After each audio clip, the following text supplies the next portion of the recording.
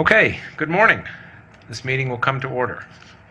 It's after Labor Day. Kids are back in school, so we thought we'd kick off the fall with an open meeting this week. This is a public meeting of the Commodity Futures Trading Commission. I'd like to welcome members of the public, market participants, and members of the media, as well as those taking part on the phone or via webcast. Today we gather to consider three important measures. The first two are final rules that will enhance cybersecurity and operational safeguards in our markets. In addition, we will consider a determination of comparability with respect to Japan's margin requirements for uncleared swaps. The risk of cyber attack probably represents the single greatest threat to the stability and integrity of our markets today. Instances of cyber attacks are all too familiar, both inside and outside the financial sector. Today, they are often motivated not just by those with a desire for profit, but by those with a desire deliberately to disrupt or destabilize orderly operations. And that is why these system safeguard rules are so important. They will apply to the core infrastructure in our markets, the exchanges, clearinghouses, trading platforms, and trade repositories. They will ensure that those private companies are adequately evaluating cyber risks and testing their cybersecurity and operational risk defenses. And while our rules already require this generally, the measures we will consider today add greater definition, not by being overly prescriptive, but by setting some principles-based standards rooted in industry best practices. I've said many times that as regulators, we must not just look backwards to address the causes of past failures or crises. We must also look ahead to the new opportunities and challenges facing our markets. Financial markets constantly evolve, and we must ensure our regulatory framework is adapting to those changes. These rules are one good example of how we are looking ahead and addressing these new challenges. I want to thank all those who provided feedback on the proposed rules the Commission approved last December. We received a number of thoughtful comments from market participants, most of which expressed broad support for the proposals. Commenters also highlighted some areas of concern. And as you will hear, we've made adjustments based on that feedback. For example, we have reduced the frequency of controls testing and narrowed the instances where independent contractor testing is required. We have also clarified definitions of key terms and made clear that the scope of required testing will be based on appropriate risk and threat analysis. If approved, these new rules will serve as a strong and important complement to the many other steps being taken by regulators and market participants to address cybersecurity. For example, government agencies and market participants are already working together to share information about potential threats and risks and learn from one another. Today, we will also consider a measure that will further our commitment to international cooperation and harmonization, a comparability determination with respect to Japan's rules on margin for uncleared swaps. This will provide that a Japanese swap dealer registered with the CFTC can comply with many aspects of our margin rules by meeting Japan's corresponding requirements. Comparability determinations like this are critical to building a strong and sensible international regulatory framework. As always, let me thank the hardworking CFTC staff for their work on today's rules and for what I'm sure will be instructive presentations. And I also want to thank my fellow commissioners, Commissioner Bowen and Commissioner Giancarlo, for their commitment to these issues and their involvement. Let me first recognize Commissioner Bowen for any opening remarks. Thank you and good morning. I will be voting yes on both of these system safeguard rules today. There's really not much more to say than I said about these rules when they were proposed in December 2015. Cybersecurity is a top concern for American companies, especially financial firms. These rules are a good step forward in addressing those concerns. I want to thank the staff for their hard work on this, and I'd like to give my remarks later on the other rules. Commissioner Giancarlo. Thank you. This morning I issued two written statements concerning the rulemakings before the Commission. Thus my oral remarks will be brief. As for system safeguards, I and my fellow commissioners are united in the recognition that cyber and system security is of the utmost importance to the integrity and durability of financial markets. When I voted in favor of these rule proposals last December, I said they were a constructive step in better defending markets and participants from cyber attack. I believe that the final rules before us are better balanced than the original proposals. They provide greater flexibility to market operators, and they address my concern that simply being hacked cannot be considered a rule violation subject to enforcement, and that market operators should not be held strictly liable for cyber breaches. I commend CFTC staff for their good work and often thoughtful responses to the commentators. I draw their attention to my written statement that does raise some concerns about some costs in the rule that will be imposed on smaller DCOs and offer some practical suggestions. As for the comparability determination for Japan, I hearken back to my dissent to the rule on cross-border application of margin requirements for uncleared swaps. I said then that the comparability framework was overly complex and unduly narrow. I said the element-by-element methodology for permitting substituted compliance was contrary to the principles-based holistic analysis that the Commission has used in the past. And I said that it could result in an impractical patchwork of US and foreign regulations for cross-border transactions. I worried that it would make it harder for American financial firms to serve their customers around the world. Last Wednesday, I warned of a liquidity crunch that could occur if the CFTC and US bank regulators barreled ahead with the September 1 implementation of cross-border margin, despite the delay of the rule by 21 out of 24 overseas regulators. I said imposing the rule would put US industrial and other companies needing to hedge risks using uncleared swaps at a competitive disadvantage to their overseas competitors. I advised instead that US regulators announce an immediate pause long enough to reach a new agreement with our overseas counterparts on a final deadline for joint implementation. My advice went unheeded. Sure enough, one day later, Asian swaps markets almost ground to a halt amid chaos and confusion over the application of the new margin rules. I received reports of counterparties avoiding trading with US persons. Many trades were rejected. This disruption was totally avoidable had the CFTC and its fellow US regulators been less concerned with sticking to an arbitrary deadline and more concerned with the impact of a self-induced market shock on the welfare of American business. I take the opportunity now to reiterate my warning that the cross-border margin rule's subjectivity and complexity will continue to be a source of regulatory uncertainty at the expense of US financial firms, their employees, and the American businesses that they serve. But turning to the issue before us, despite an analytical process that is overly complex and unduly narrow, the determination does appropriately recognize that certain differences between US and Japanese margin regimes achieve comparable outcomes. Wrong approach, right result. Therefore, I will support the determination. Thank you. For each of the items on today's agenda, the staff will make presentations to the Commission. After each presentation, the floor will be open for questions and comments from each of the Commissioners. Following the close of discussion on each matter, the Commission expects to vote on the staff recommendation as presented. All final votes conducted in this public meeting shall be recorded votes. The results of votes approving the issuance of rulemaking documents will be included with those documents in the Federal Register. At this point, I ask unanimous consent to allow staff to make technical corrections to the documents voted on today, assuming they are approved, prior to sending them to the Federal Register. If it's without objection, so ordered. At this time, I would like to welcome the following staff for their presentations on two rules related to system safeguards. First, from the Division of Market Oversight, to my right, Vince McGonigal, the Director, Rachel Berdansky, Deputy Director, Susan Stewart, Systems Risk Analyst, David Steinberg, Associate Director, and David Taylor, Associate Director.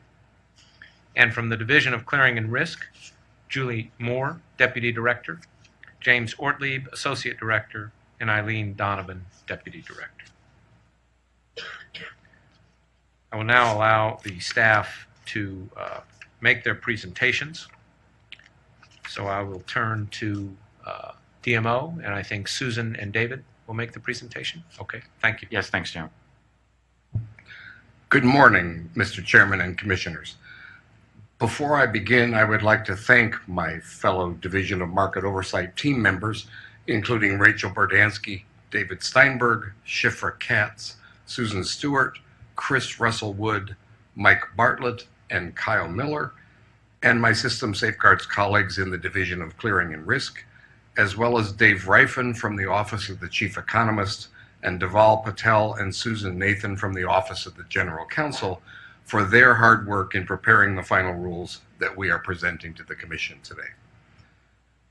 Today, staff is recommending that the Commission approve two parallel final rulemakings addressing cybersecurity and system safeguards requirements for designated contract markets, or DCMs, swap execution facilities, or SEFs or CEFs, swap data repositories, or SDRs, and derivatives clearing organizations, or DCOs.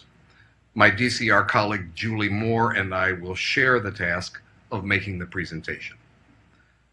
The final rules would enhance and clarify existing Commission rule provisions related to cybersecurity testing and system safeguards risk analysis and oversight, and add new provisions concerning certain aspects of cybersecurity testing.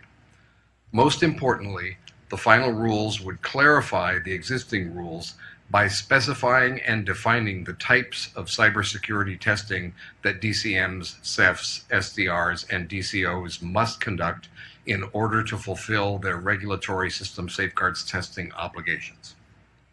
Cybersecurity testing by DCMs, CEFs, SDRs, and DCOs can harden their cyber defenses, mitigate their operations' reputation and financial risk, and maintain and increase their cyber resilience and their ability to detect, contain, respond to, and recover from cyber attack. As set out in detail in both rulemakings, cybersecurity testing is a well-established best practice both generally and for financial sector entities. As we will outline for you, the central point of the final rules would be the requirement for all DCOs, all DCMs, all CEFs, and all SDRs regulated by the Commission to conduct 5 important types of cybersecurity testing that are essential to an effective program of system safeguards risk analysis and oversight. 1, vulnerability testing. 2, penetration testing. 3, controls testing. 4, security incident response plan testing. And 5, enterprise technology risk assessment. The Commission's existing system safeguards rules require these entities to conduct testing to ensure the reliability, security, and capacity of their systems. Best practices established that it would be impossible to fulfill the purposes of that requirement without conducting these 5 types of testing. In this respect, therefore, the final rules would clarify what is already required of these entities. As we will note in presenting each of the 5 types of testing, the final rules would also establish minimum testing frequency and independent contractor testing requirements for all DCOs and all SDRs and for covered DCMs. These requirements are also generally consonant with best practices. As defined, covered DCMs would be those whose total annual trading volume is 5% or more of the total annual trading volume of all DCMs regulated by the Commission.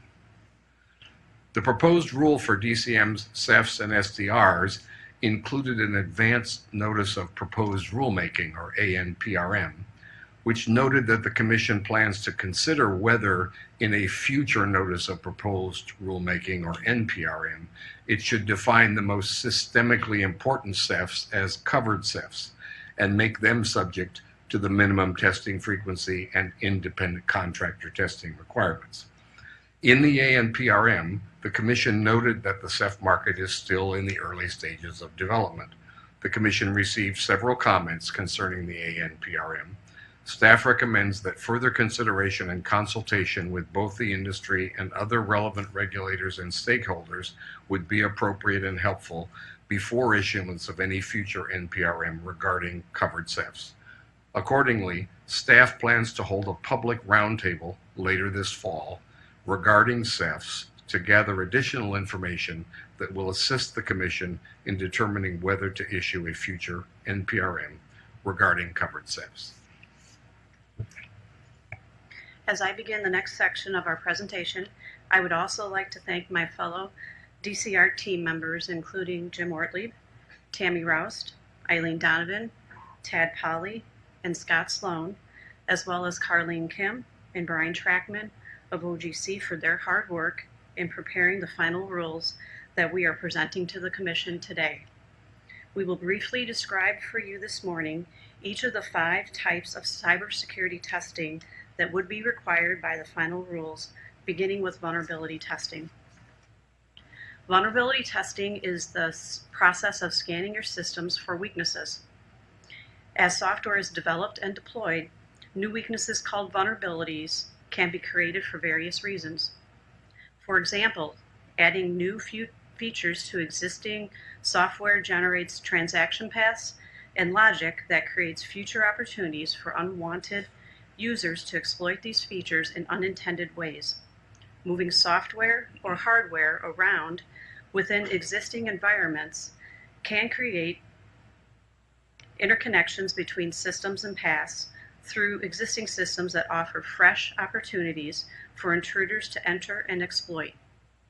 In addition, existing software is constantly being tested and probed in ways by existing deployments, including both research efforts and real-world attacks. As a DCM, CEF, SDR, or DCO deploys, modifies, and runs its systems, it must remain cognizant of the fact that external entities are constantly probing its defenses, looking for these vulnerabilities. If the organization can discover its vulnerabilities before the attackers do, it can attempt to fix them before they are exploited. Vulnerability testing is covered by generally accepted standards and best practices, such as those published in the National Institute of Standards and Technology, or NIST, and the Federal Financial Institution Examinations Council, or FFIEC, and others. Such generally accepted best practices call for vulnerability testing at a frequency determined by an appropriate risk analysis, and in some cases also provide that the frequency for such testing should be no less than quarterly. The final rules would address the frequency at which vulnerability testing should be conducted. As a fundamental principle, they would call for all DCMs, CEFs, SDRs, and DCOs to conduct vulnerability testing at a frequency determined by an appropriate risk analysis. For all DCOs, all SDRs, and covered DCMs, the rule would also include a minimum vulnerability testing frequency requirement, calling for testing to be conducted no less than quarterly. In addition, the final rules would call for vulnerability testing by all DCOs, all SDRs, and covered DCMs to be performed by independent contractors or employees who are not responsible for the development or operation of the systems or capabilities being tested. In the NPRM, the Commission proposed requiring all DCOs, all SDRs, and covered DCMs to engage an independent contractor to conduct 2 of the required quarterly vulnerability tests each year. Commenters noted the potential security risks, as well as the cost of hiring an independent contractor to conduct the vulnerability testing. Therefore, the final rule will require all DCOs, all SDRs, and covered DCMs to engage an independent contractor or employees who are not responsible for the development or operation of the systems or capabilities of the systems being tested to conduct the required vulnerability tests.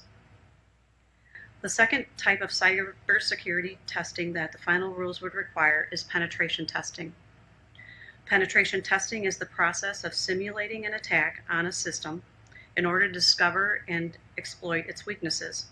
There are two main forms of penetration testing, external and internal. The final rules would define external penetration testing as attempts to penetrate the entity's automated systems from outside the system's boundaries to identify and exploit vulnerabilities. The final rules would define internal penetration testing as attempts to penetrate the entity's automated systems from inside the system's boundaries for the same purpose. Generally accepted practices such as NIST standards, FFIEC standards, and the payment card industry data security standards call for organizations to conduct both internal and external penetration testing and to conduct such tests annually. The final rules would also call for all DCOs, DCMs, CEFs, and SDRs to conduct both internal and external penetration testing at a frequency determined by an appropriate risk analysis. In addition, the rules would require internal and external penetration testing at least annually by all DCOs, all SDRs, and covered DCMs. The final rules would also provide that the annual external penetration test required of all DCOs, all SDRs, and covered DCMs must be performed by an external independent contractor. The final rules would also call for all DCMs, CEFs, SDRs, and DCOs to conduct controls testing, including testing of each control included in their programs of system safeguards, risk analysis, and oversight. Controls are the safeguards or countermeasures used by an entity to protect the reliability, security, or capacity of its automated systems, or the confidentiality, integrity, and availability of its data and information. Some controls provide safeguards against automated system failures or deficiencies, while others guard against human error, deficiencies, or malicious action. Controls testing assesses each control to determine whether it is implemented correctly, is operating as intended, and is enabling the organization to meet system safeguards requirements. Such testing is called for by generally accepted best practices and standards. The final rules would address the frequency at which controls testing should be conducted. As a fundamental principle, they would call for all DCMs, CEFs, SDRs, and DCOs to conduct controls testing at a frequency determined by an appropriate risk analysis. For all DCOs, all SDRs, and covered DCMs, the rules would also include a minimum controls testing frequency requirement, calling for testing of each key control no less frequently than every 3 years.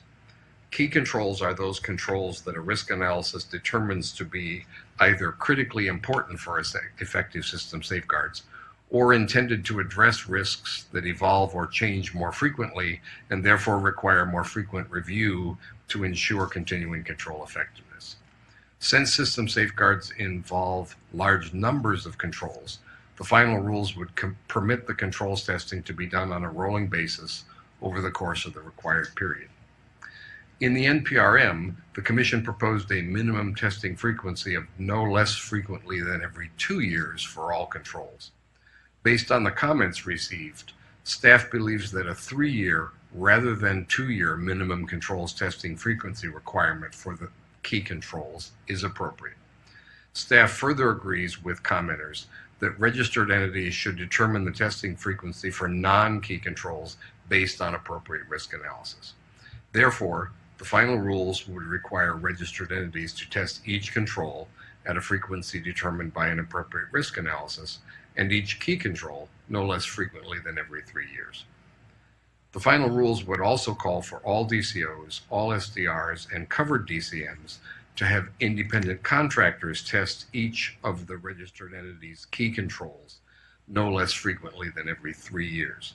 Such independent assessments are consonant with best practices. The fourth type of testing that the final rules would require is security incident response plan testing. Best practices call for financial sector entities to maintain and test a security incident response plan, or SIRP, doubtless to be pronounced SIRP. Such plans are crucial to cyber resilience. The final rules would require each DCM, CEF, SDR, or DCO to maintain and test a SERP, defined as a written plan documenting the entity's policies, controls, procedures, and resources for identifying, responding to, mitigating, and recovering from security incidents, and the roles and responsibilities of its management, staff, and independent contractors in responding to security incidents. The rules would note that SERP testing can take a number of possible forms, from checklists and tabletop exercises to simulations and comprehensive exercises. The final rules would also address the frequency at which SERP testing should be conducted. As a fundamental principle, they would call for all DCMs, CEFs, SDRs, and DCOs to conduct SERP testing at a frequency determined by an appropriate risk analysis. At a minimum, the final rules would call for all DCOs, all SDRs, and covered DCMs to have SERP testing performed no less frequently than annually. SERP testing could be done either by independent contractors or employees of the entity. The proposed rules called for SERP testing to be conducted by either independent contractors or employees who are not responsible for development or operation of the systems or capabilities tested. Based on a comment, staff believes that allowing the employees who designed a SERP to test the plan could provide useful benefits and flexibility to all DCOs, DCMs, CEFs, and SDRs without impairing the purposes of the CEA and the Commission's regulations. Therefore, the final rules would require SERP testing to be conducted by either independent contractors or employees without restricting which employees may lead or conduct the testing. Finally, the final rules would require each DCM, CEF, SDR, or DCO to conduct Enterprise Technology Risk Assessments, or ETRAs. An ETRA is a written assessment including identification and analysis of threats and vulnerabilities and the harm they could cause in the context of mitigating controls. In an ETRA, a DCM, CEF, SDR, or DCO may draw together and use the results of the other types of cybersecurity testing in order to identify and mitigate its cybersecurity risks. Conducting ETRAs is consistent with best practices regarding system safeguards. As a fundamental principle, the final rules would call for all DCMs, CEFs, SDRs, and DCOs to conduct an ETRA as often as indicated by appropriate risk analysis. At a minimum, the final rules would require DCOs, covered DCMs, and SDRs to have ETRAs performed no less frequently than annually. The ETRAs may be conducted using either independent contractors or employees not responsible for development or operation of the systems or capabilities being assessed. The Commission's current regulations specify various elements, standards, and resources to be included in a registered entity's program of risk analysis and oversight with respect to its operations and its automated systems. The final rules would clarify the existing rule provisions for all DCOs, DCMs, CEFs, and SDRs concerning 1. The categories of risk analysis and oversight that must be addressed, 2. The books and records obligations, 3. The scope of system safeguards testing, 4. Internal reporting and review of testing results, and 5. Remediation of vulnerabilities and deficiencies disclosed by testing. The final rule provision that would address the required scope of cybersecurity testing is especially important because adequate testing depends on identification of an appropriate scope.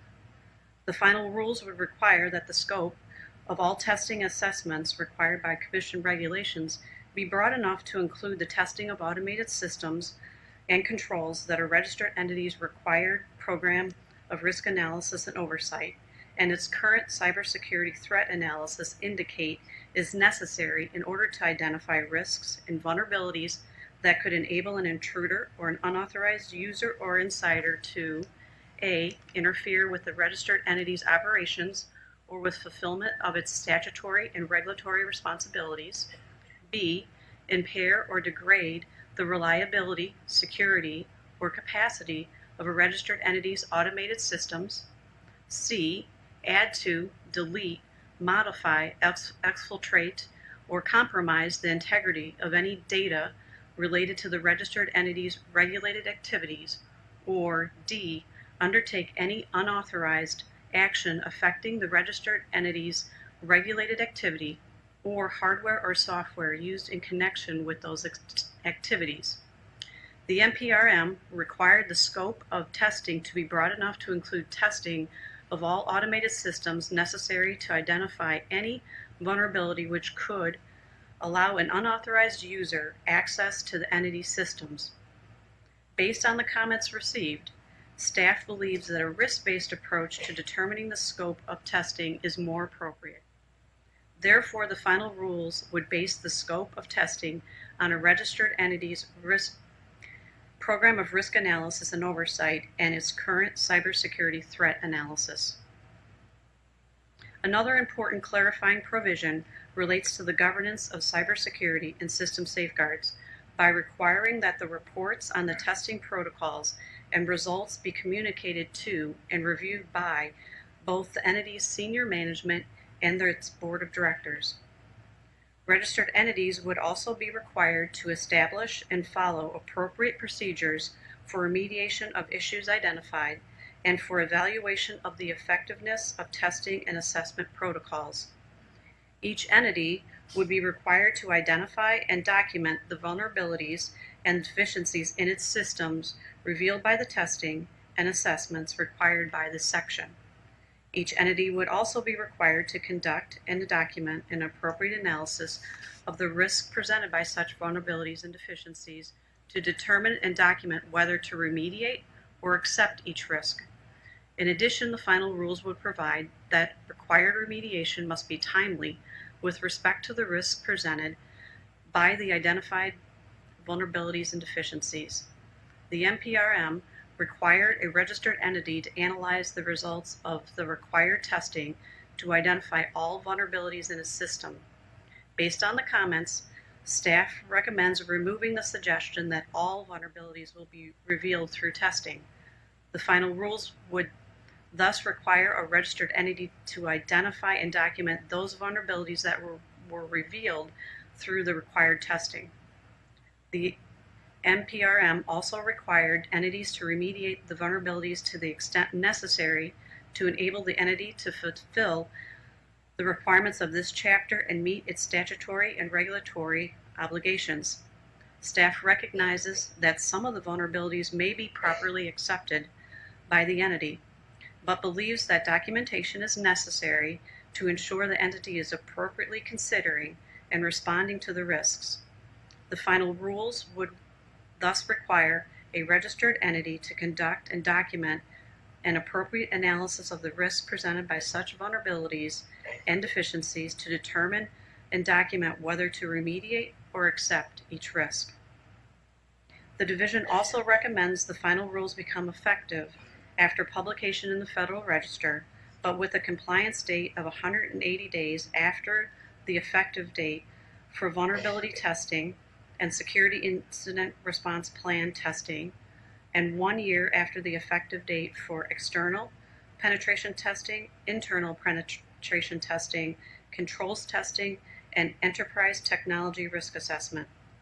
The compliance dates were determined on a provision-by-provision basis to allow all DCOs, DCMs, CEFs, and SDRs, regardless of their size, complexity, or resources, to be able to meet the requirements of the final rules. This concludes our joint presentation of the final rules. We will be happy to address any questions. Well, thank you to our staff for those excellent presentations. To begin the Commission's discussion and consideration of these rulemakings, I will now entertain a motion to adopt the Division of Market Oversight's final rule. We'll take them one at a time, related to system safeguards as presented by the staff. So is there a motion to consider the DMO final rule? So moved. Second. Second. All in favor? Aye. We can proceed with that. All right, so I would now like to open the floor to allow the commissioners to make any statements and ask any questions they may have about them. I have no questions. Neither do I. Okay. So let us then proceed to a vote. Let me just say to both, for both presentations and for our staff at DMO and DCR, again, thank you for the incredible amount of work that went into this. And also, it's not just DMO and DCR staff that are here. There's obviously others in those divisions and others in other divisions. Office of General Counsel, Office of the Chief Economist. As I have learned, there is an enormous amount of work that goes into this behind the scenes. And everyone involved in these rules is also doing a number of other things. And in particular, I want to thank the staff for listening to the input of market participants. I want to thank again market participants for giving us their input. I think it was very constructive. We did make a number of adjustments, as the staff has outlined, to make sure that these rules can work effectively. So with that, are we prepared to vote on the first rule? Okay, if so, Mr. Kirkpatrick, will you call the roll? The motion now before the Commission is on the adoption of the Division of Market Oversight final rule on system safeguards testing requirements. Commissioner Giancarlo. Aye. Commissioner Giancarlo, aye. Commissioner Bowen. Aye. Commissioner Bowen, aye. Chairman Massad. Aye. Chairman Massad, aye. Mr. Chairman, on this matter, the ayes have 3, the noes have 0. Okay, thank you. At this point, I will now entertain a motion to adopt the Division of Clearing and Risks final rule related to system safeguards as presented by the staff. So moved. Second. Okay, any questions or comments on that rule? No questions. All right. Mr. Kirkpatrick, could you call the roll? The motion now before the Commission is on the adoption of the Division of Clearing and Risk final rule on system safeguards testing requirements for derivatives clearing organizations. Commissioner Giancarlo. Aye. Commissioner Giancarlo, aye. Commissioner Bowen. Aye. Commissioner Bowen, aye. Chairman Massad. Aye. Chairman Massad, aye. Mr. Chairman, on this matter, the ayes have 3, the noes have 0. Okay, so the ayes have it, and the motion to adopt that final rule is approved as well, so both rules are adopted. Once again, thank you to the staff and to market participants for your input. We will now have a shift in the seating and welcome the members of our staff from DSIO.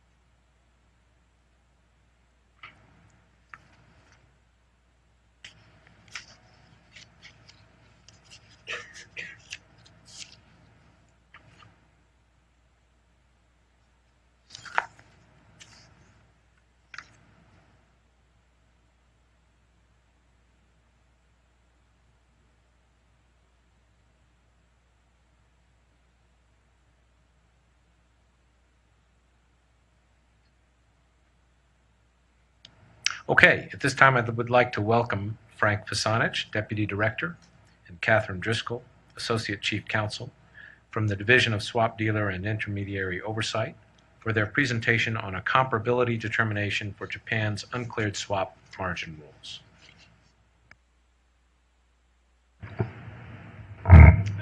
Good morning. All right. At the start, I'd like to thank my colleagues in DSIO and OGC and OIA for their valuable contributions to getting this done in a short amount of time. So, pursuant to the cross-border margin rule adopted by the Commission in May of this year and an application from the Japan Financial Services Agency, the JFSA, staff is presenting a recommendation that the Commission adopt a comparability determination for Japan with regard to its margin requirements for uncleared swaps. Where the recommended determination has found the laws of Japan and the rules of the JFSA comparable, to the Commission's uncleared swap margin rules, swap dealers who do not have a prudential regulator would be permitted to comply with the Commission's rules by complying with the JFSA's rules to the extent such substitute compliance is available under the Commission's cross-border margin rule. Over the past 3 months, staff has consulted with the JFSA in the development of this determination. In addition, staff has consulted with the U.S. prudential regulatory authorities, including the Federal Reserve Board of Governors, the Office of the Comptroller of the Currency, and the Federal Deposit Insurance Corporation. Staff notes that both Japan and the United States participated in the BCBSI-OSCO working group on margin requirements, and work undertaken by that group led to a broad international consensus on the substantive framework for global margin requirements for uncleared swaps back in 2013. Both the CFTC and Japan promulgated margin rules meeting the principles of that framework, and such rules therefore have a very similar scope and objective. The comparability determination staff is recommending today follows the standard of review mandated by the cross-border margin rule, which required the Commission to determine whether Japan's uncleared swap margin regime achieves outcomes comparable to those of the Commission's corresponding uncleared swap margin rules. Under the Commission's standard of review, a foreign margin regime must be comparable to the Commission's in purpose and effect, but need not be identical or comparable in every aspect. The Commission also committed to evaluating outcomes in light of a foreign regulator's supervisory and enforcement authority. In other words, the Commission recognized that a foreign regime could achieve comparable outcomes through the exercise of supervisory authority. The outcomes-based approach taken by this comparability determination is consistent with the approach taken by the Commission when it adopted the comparability determination for DCOs under EU law earlier this year, and with the approach taken by the Commission in 2013 when it adopted 8 comparability determinations for 6 jurisdictions with regard to certain other requirements under Part 23, including risk management program and record-keeping requirements. Adhering to the standard review announced by the Commission, staff is recommending that the Commission find the laws of Japan comparable to the Commission's uncleared swap margin rules, except in one area. Staff notes that with respect to many core requirements of the uncleared swap margin rules, the JFSA's rules are either essentially identical or substantially similar in all material respects. This includes required methodologies for calculating the amounts of margin, the process and standards for approving margin models, permitted margin thresholds, risk management controls, and required documentation. For example, with respect to the methodologies for calculating the amounts of margin, the comparability determination finds that the definitions of initial and variation margin are similar, including the description of potential future exposure agreed under the BCBSI-OSCO framework. Margin models or standardized margin schedule may be used to calculate initial margin. Criteria for historical data to be used in initial margin models is similar. Initial margin models must be submitted for review by a regulator prior to use. Correlations, eligibility for netting is similar. Correlations may be recognized within broad risk categories, but not across such risk categories. The required method of calculating initial margin using standardized margin rates is essentially identical, as is the prescribed standard margin rates themselves. Where staff noted differences in other JFSA margin requirements, it also kept in mind that the Commission's standard of review does not require identical or comparable requirements in every aspect. In these instances, staff discussed with the JFSA its supervisory position and then evaluated the purpose and effect of the particular JFSA margin requirements in light of the JFSA's supervisory authority. Following this procedure, staff recommends that the Commission should find the JFSA's rules comparable in outcome. These rules include timing for collection of margin, the list of eligible collateral, requirements for custodial arrangements, and the cross-border aspects of the JFSA's rule. Staff is not recommending that the Commission find comparability only in relation to margin requirements for inter-affiliate swaps. In this one instance, the JFSA's rules have no corollary to the Commission's rules, and pursuant to the cross-border margin rule, the Commission determined this rule to be of high importance for the purpose of preventing the evasion of initial margin collection requirements through the use of affiliates. Staff notes that we have a broad scope MOU in place with the JFSA and have established a close working relationship with the JFSA over many years. Commission staff believe that the JFSA has all the necessary powers to supervise, investigate, and discipline entities under their margin rules. Finally, Staff notes that under Commission regulations, all books and records required to be kept under Part 23 must be open to inspection by Commission staff and the Department of Justice. This comparability determination does not change these requirements.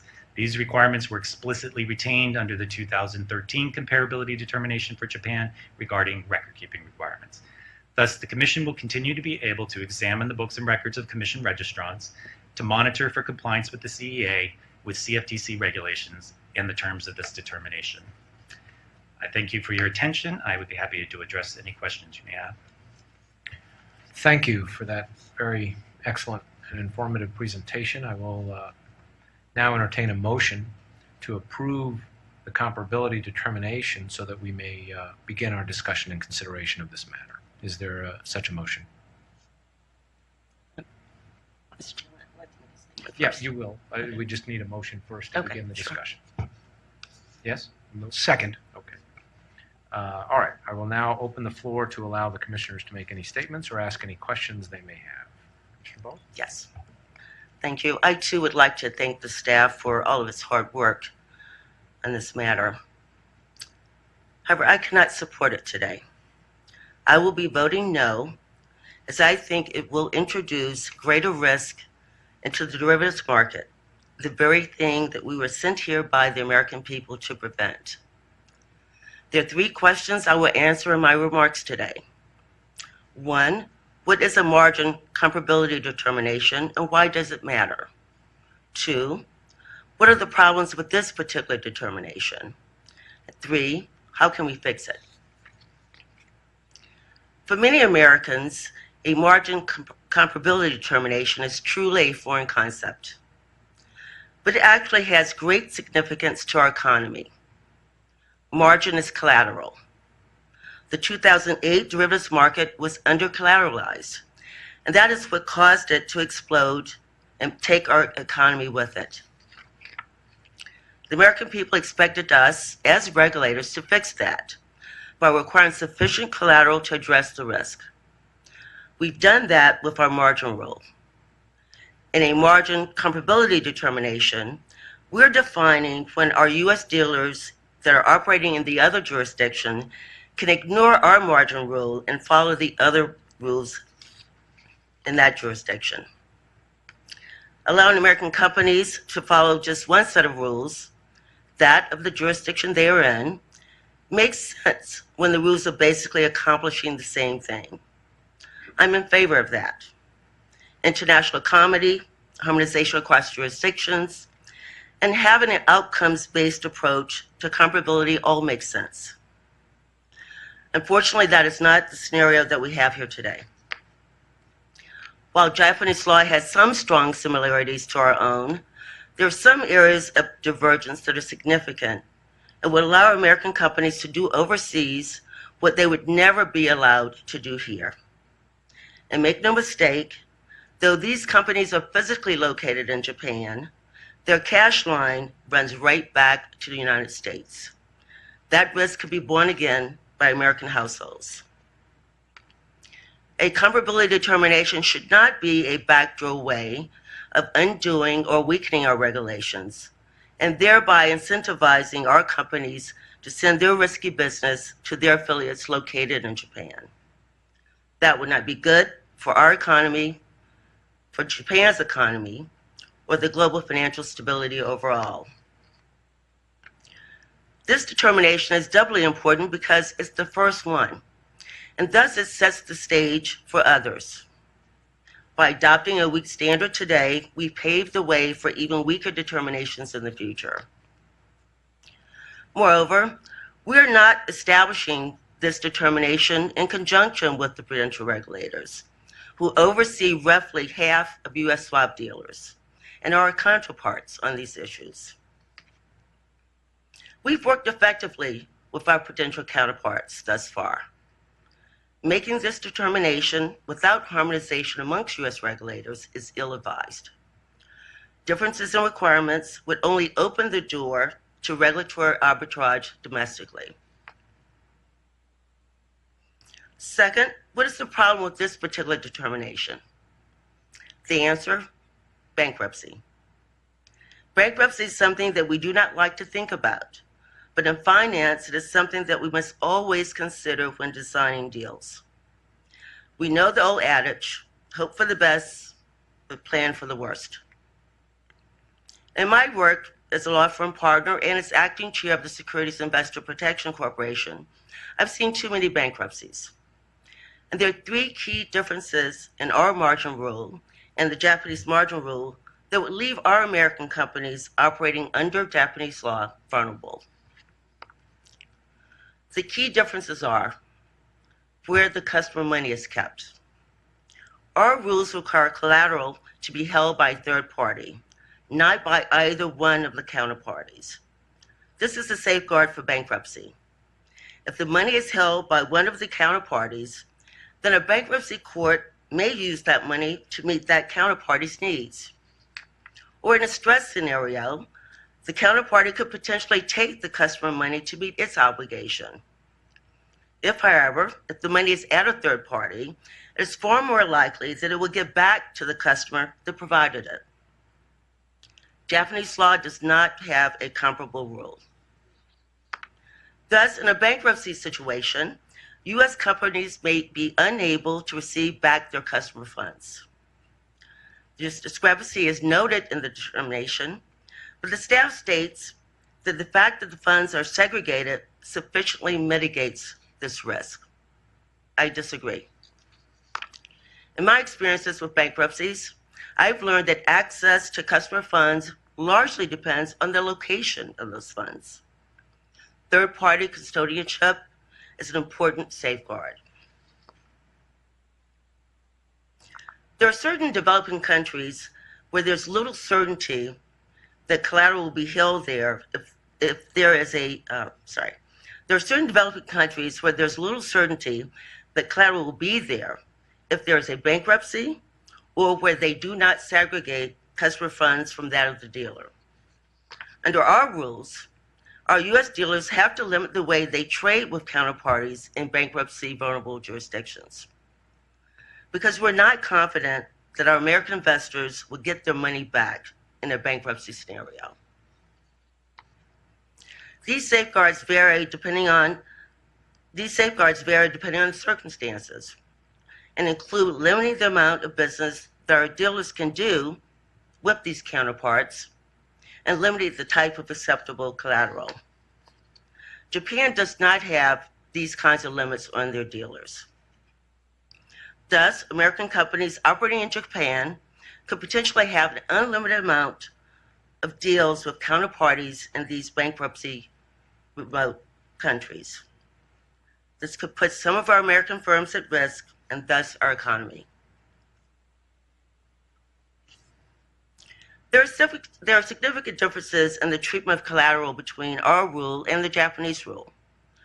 First, while our rules limit daily variation margin to cash, under Japanese law, variation margin could be in a number of much less liquid instruments. And second, while we require a 25% haircut for certain equities, under Japanese law, equities would only be haircut by 15%. That means in a crisis, American companies in Japan could be exchanging instruments that are virtually worthless, since they cannot be readily converted into cash, thereby putting them into jeopardy. If these differences were insignificant, I would happily brush them aside. But these issues could mean the difference between an orderly bankruptcy and a disaster overseas that pulls down a significant part of the American economy. And last, how could we fix this? Well, actually, fixing this would have been rather simple. We could have provided a partial determination. Our American businesses could follow the Japanese margin rule, except in the areas above where they would have to follow our rule. We've already done this in the current draft in the area of interfiliate margin. We would simply extend the same treatment to these three areas as well. A partial comparability determination would be the best way to strike the right balance between international harmonization and protection of American interest, thank you so much for allowing me to have my remarks today. Thank you again for the hard work. Commissioner Giancarlo. I have no statement.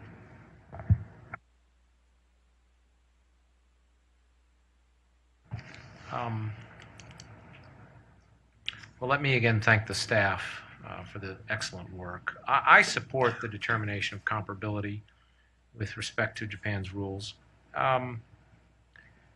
It's important and necessary step toward building a strong international regulatory framework for over-the-counter swaps markets, and that's critical to ensuring the safety and soundness of our own financial markets. And I think we must keep in mind here that our laws and the laws of other jurisdictions will never be identical. And I think the comparability determination reflects that understanding. In this instance, as in other decisions, the Commission compared our margin rule with each element of Japan's rules, carefully considering the objectives and outcomes overall. And we also, as the staff noted, considered another jurisdiction's supervisory and enforcement authority. And there, I want to note that we have a very strong and good relationship with JFSA. In fact, I met with Commissioner Mori and members of his staff just a few months ago, and there is, I think, a great amount of mutual respect and good communication and cooperation. We've worked together very well on a number of issues, including the formulation of margin requirements. And I think this determination will strengthen that relationship. And I think it's important to step back, because really the question here is, how do we get to a strong and sensible and reasonably consistent international framework for the regulation of the derivatives market?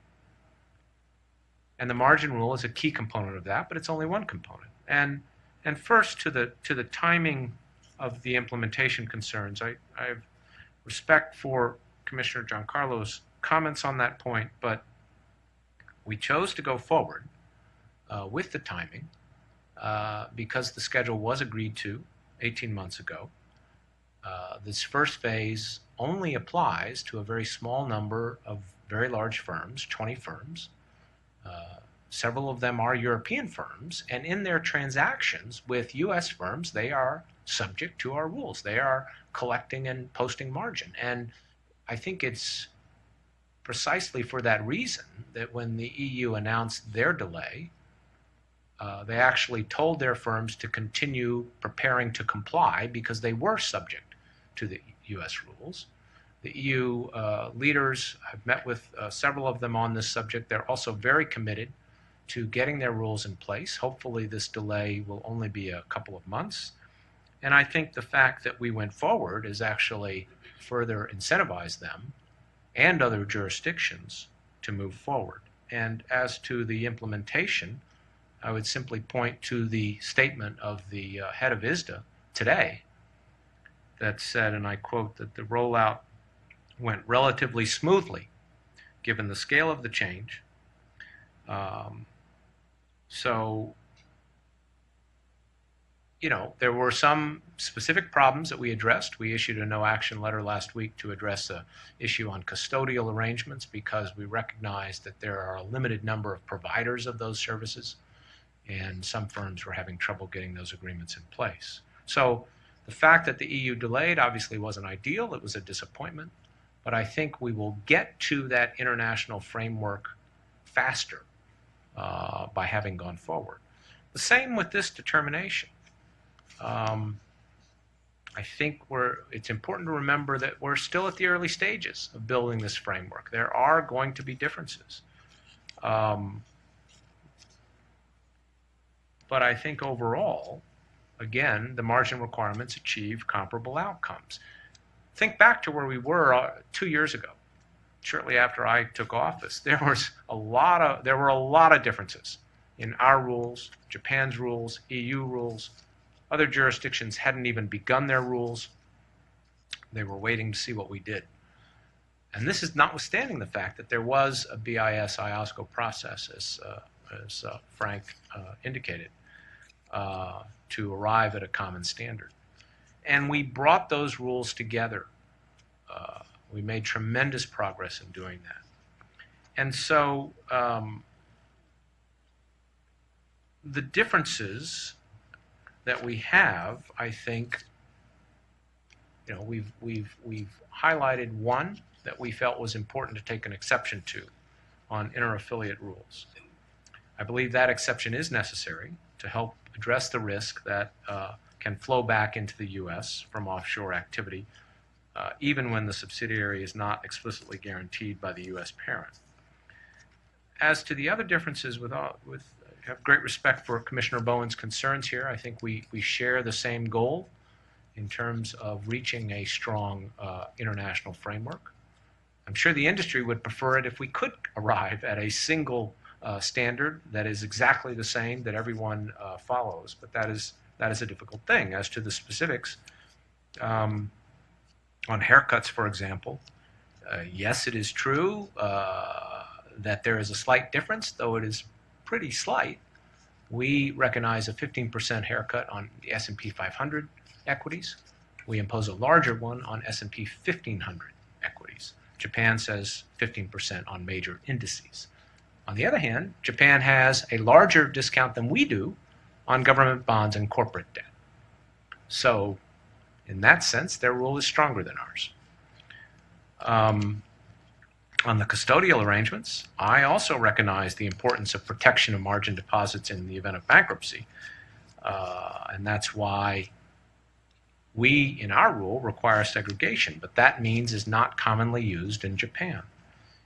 And that's why the Japan rules require the use of trust structures, which the JFSA has advised us are respected under their law in bankruptcy. Also, with respect to the non-netting jurisdictions, our rule requires a swap dealer to collect initial margin on a gross basis from a counterparty in a jurisdiction that doesn't clearly recognize netting. The JFSA rule says that the dealer must establish an appropriate risk management framework that may, but is not required to include collection of margin. It's important to remember then, in considering outcomes, how this applies. We're not talking about American firms, U.S. entities dealing with Japan counterparties being able to follow the Japan rule. We're talking about Japanese swap dealers who are registered with us. If those trades are guaranteed by a U.S. person, they must still follow our rules and collect margin according to our rules. If it's a Japanese swap dealer whose trades are not guaranteed by a U.S. person and who's not a foreign consolidated subsidiary, they are entitled to an exclusion anyway, regardless of what we do on this substituted compliance determination. So it is Japanese swap dealers who are foreign consolidated subsidiaries that would be entitled to substituted compliance. But they would still be subject, if they engage in these trades, to the JFSA risk management requirements, and any parent entity swap dealer would be subject to our consolidated risk management requirements. And here again, as I noted at the outset, I think our review of JFSA's supervisory and enforcement authority is relevant. So for those reasons, I believe it's important to grant this. And again, I think we have to keep in mind that our goal is to build an international framework that is strong, that is sensible, and that is as consistent as possible. There are going to be differences. It is going to take time. But I think today's decision will contribute significantly to doing that and will help make sure the global derivatives markets continue to be dynamic and competitive. Let me again thank our staff. Let me now ask if the commissioners are prepared to vote. Yes. I'd like to just raise a couple of questions as well. I do want to just stress, I too fully support harmonization and working with Japan on this, but it makes a difference to me where my customer funds are. As you guys know, I'm very much focused on that. Because Japan has a system where IM does not have to be cash, we run the risk that we may never get to that money. So I just wanted to ask a question of the staff.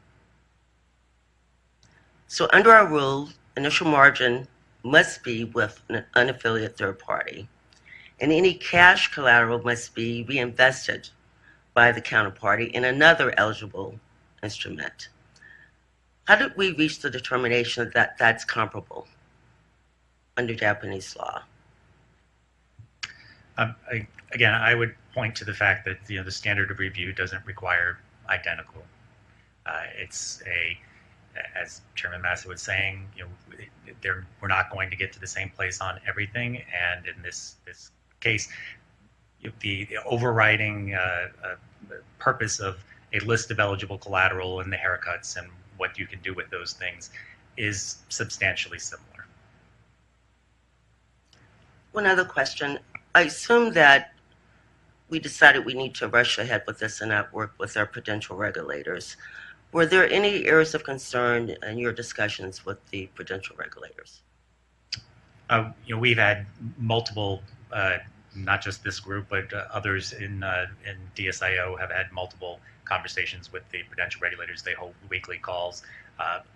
Any number of issues have been raised, including some that you've raised and some that we've raised, inter-affiliate custodial arrangements, as they look at Japan. However, they are still in their process. And as far as we know, they have not presented anything to their principals at this point, so we don't know where they will come out.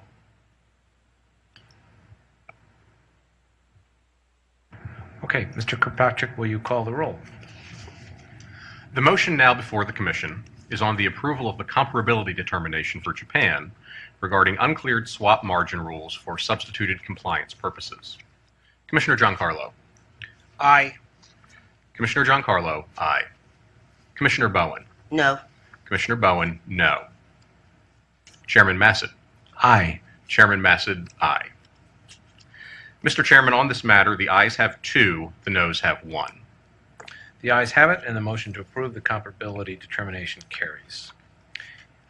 Do the commissioners have any other commission business to raise? No.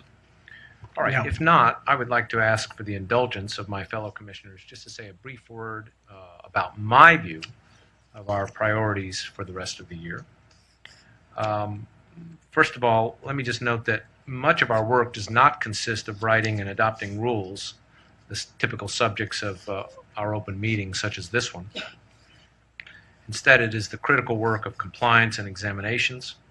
And in particular, we've had presentations from many of our staff today involved in that work.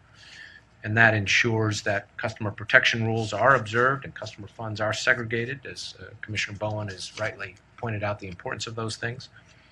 And it involves conducting examinations of clearinghouses and clearing members.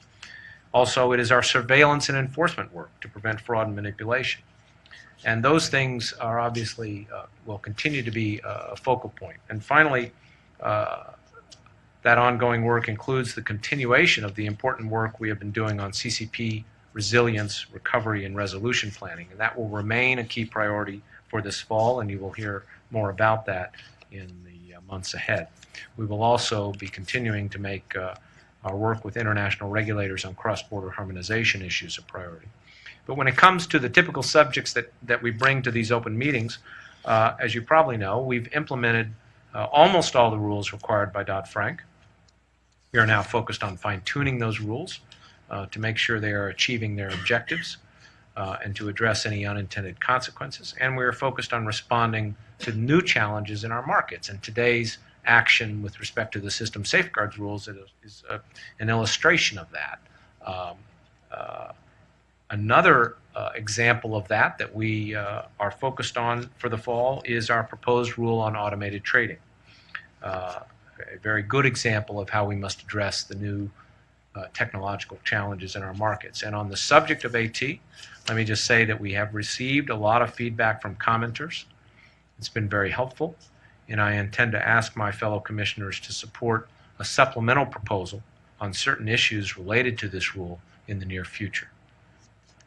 In addition, this fall, I will ask my fellow commissioners to consider a re-proposal of our rule setting capital requirements for swap dealers and major swap participants. That is one Dodd-Frank rule that we have not yet completed, and it's a critical part of the regulatory framework. I will also ask them to consider a proposed rule addressing a number of issues related to the cross-border application of our swap rules that have been the subject of past guidance. And I expect that we will soon consider finalizing the new clearing mandates for interest rate swaps that we proposed earlier this year. Now, further examples of fine-tuning I think will be a focus with respect to trading and data rules. I hope that we can consider some changes to improve trading on swap execution facilities that would be consistent with the no action letters we have issued on the subject. And I expect that we will have additional proposals to improve swap data reporting. And finally, I hope that we can finalize, as I've said before, our rule-setting position limits by the end of the year. Now, of course, that's an ambitious agenda. It's only possible because of the talented and dedicated staff at the CFTC. I want to thank all of our employees for their hard work on these and other important measures. And I also want to thank again Commissioner Bowen and Commissioner Giancarlo for their input, for their consideration of these rules, for their very helpful suggestions and their support of all that we are doing. With that, I will entertain a motion to close the meeting unless there's further comments. So moved. Second. All in favor? Aye. The meeting is closed. Thank you all.